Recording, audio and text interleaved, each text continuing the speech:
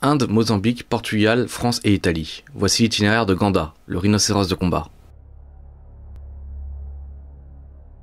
Inde 1514.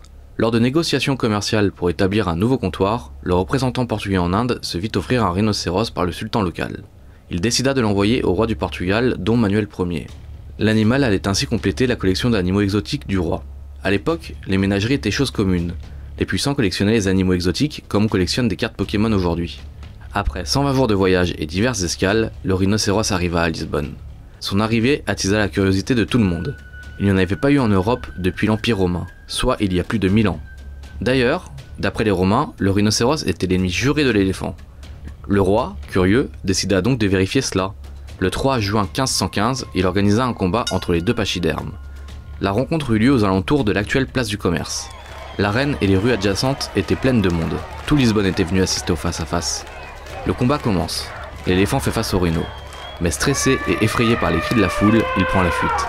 Le rhinocéros fut donc déclaré vainqueur. A la suite de cela, le roi décida de l'offrir au pape.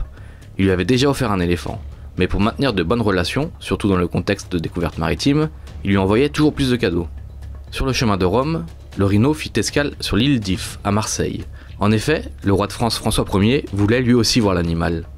À ce sujet, c'est à la suite de cette rencontre que le château d'If aurait été construit, et que les relations entre la ville de Marseille et le roi de France auraient évolué. Pour approfondir ce point, vous trouverez un dossier du Centre des Monuments Nationaux dans la description.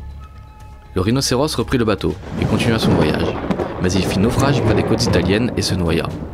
Le roi du Portugal décida de récupérer le corps, de le faire empailler et de l'offrir tout de même au pape. De nos jours, il est introuvable. Au Portugal, on peut toujours trouver des références à cette histoire. Il y a une sculpture le représentant sur la tour de Belém, ainsi qu'une gargouille récemment restaurée au monastère d'Alcobaça. Mais le souvenir le plus célèbre de l'animal est sans aucun doute la gravure sur bois de Dürer. On s'arrête là pour cette vidéo, n'oubliez pas de vous abonner pour ne pas rater les prochaines. En commentaire, dites-moi ce que vous en avez pensé, et enfin, si vous voulez plus d'histoires sur le Portugal, rejoignez-moi sur Insta. À bientôt!